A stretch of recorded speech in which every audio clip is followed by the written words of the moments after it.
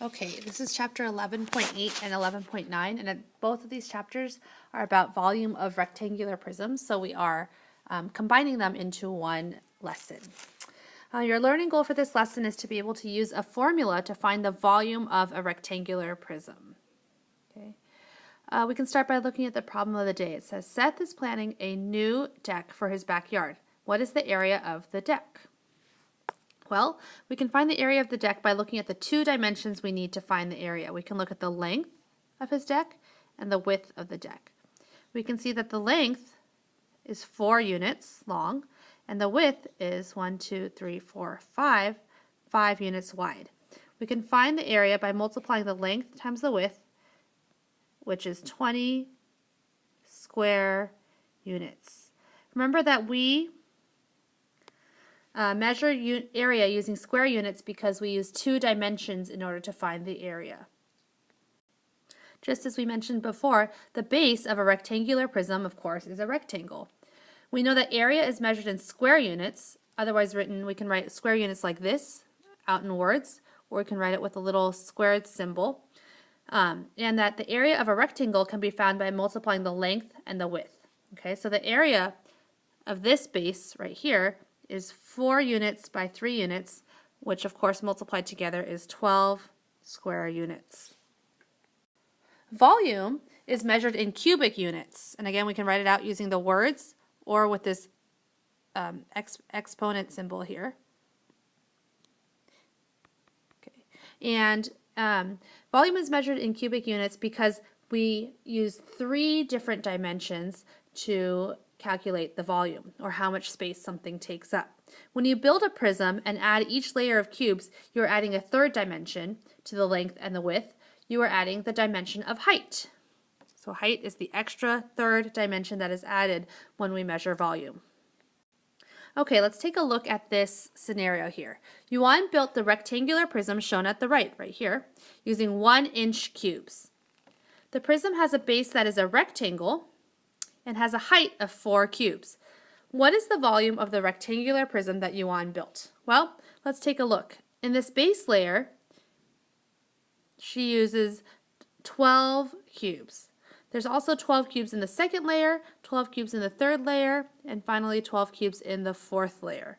So each layer of Yuan's rectangular prism is composed of 12-inch cubes. So we can make a table here. We can say in the first layer there are 12 cubes. In the first and second layer altogether there are 24 cubes. Then in the third layer there would be 36 cubes. And in the fourth layer there are 48 cubes. The volume increases by 12 each time because each new layer we're adding, Yuan adds 12 more unit cubes. So in order to find the volume, you can see that we're multiplying the height by the number 12, or the number of cubes in each layer. Okay, just like we talked about the other day. In order to find volume, we can multiply the number of cubes in each layer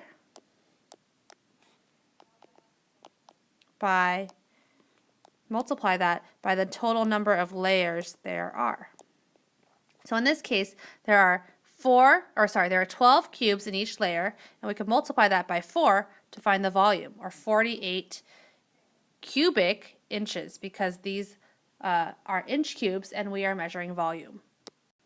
Let's take a look at another scenario. Tony stacks cube-shaped beads that measure 1 centimeter on each edge in a storage box. The box can hold 6 layers of 24 beads with no gaps or overlaps. The question is asking, what is the volume of Tony's storage box? So we know that Tony can store 24 cubes in each layer, and the box can hold a total of 6 layers. That tells us right away that the height is 6. And we can see from the drawing here that the length is 6, and the width is 4. The volume of each bead, it's 1 cubic centimeter, because each edge, it says, is 1 centimeter. The storage box has a base with an area of 24 centimeters because we can do the length times the width, so 6 times 4 is 24. Then the height of the storage box is 6 centimeters. So the box can hold 6 layers of the 24 centimeter cubes. So the volume of the storage box is the base area, which is 24, times the height, which is 6, and of course 24 times 6 is 144 cubic centimeters. Another way we could solve the same problem is we can use what we know about the length, the width, and the height. We know already that the area of the base of the storage box is 24 square centimeters. Therefore, we also know then that the base has a length of 6 centimeters right here and has a width of 4 centimeters right here. We also know that the box has a height of 6 centimeters. The volume of the storage box, again, is the base area. And in order to find the base area, we did the length of 6 times the width of 4. And then we have to multiply that area by the height, or it's 6. So it's 6 times 4 times 6, or 24 times 6, which is, again, we know, is 144 centimeters cubed, or 144 cubic centimeters. So the volume of the box is 144 cubic centimeters. This brings us to the formula to find volume.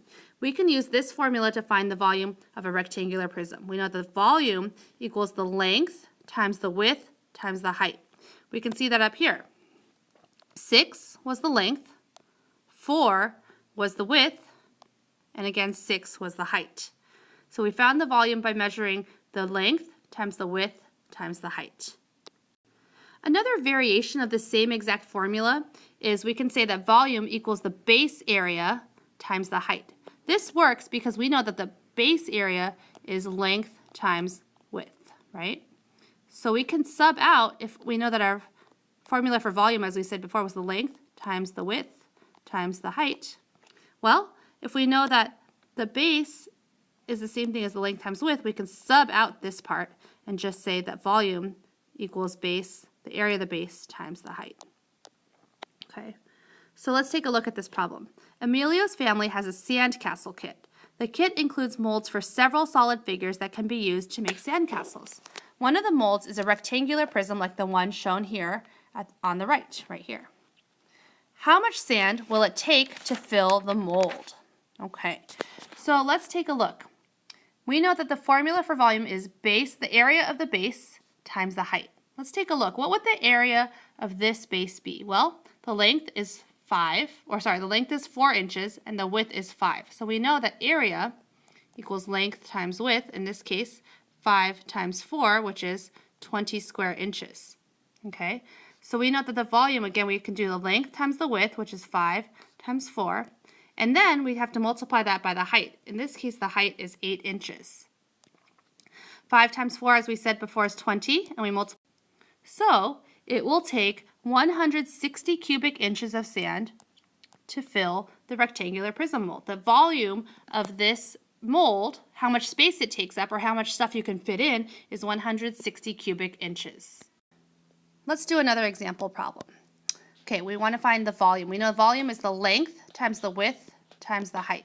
And in this case, the length is 7 feet, the width is 4 feet, and the height is 5 feet. So we can do 7 times 4, which is 28, and then we keep the 5. 28 times 5, of course, is 140. Once again, I want to emphasize that we're using cubic feet because we're using 3 dimensions to find the volume. Now let's use what we've learned in order to find the unknown measurement. We see here we have a rectangular prism with a length of 5 centimeters, a width of 4 centimeters, and an unknown height. We don't know what the height is, but we do know that the volume is 60 cubic centimeters. Okay, so we know that our volume is 60 cubic centimeters, which equals the length times the width times the height. We know that the length is 5, the width is 4, and we don't know what the height is. So we know that 60, the volume, must equal 20 times an unknown number. So think to yourself, if I filled this prism with centimeter cubes, each layer would have 20 cubes. How many layers of cubes? 20 cubes equals 60. Well, you would take 3 layers of 20 cubes in order to get to 60. So the unknown measurement is 3 centimeters. That means that the height of this prism must be 3 centimeters.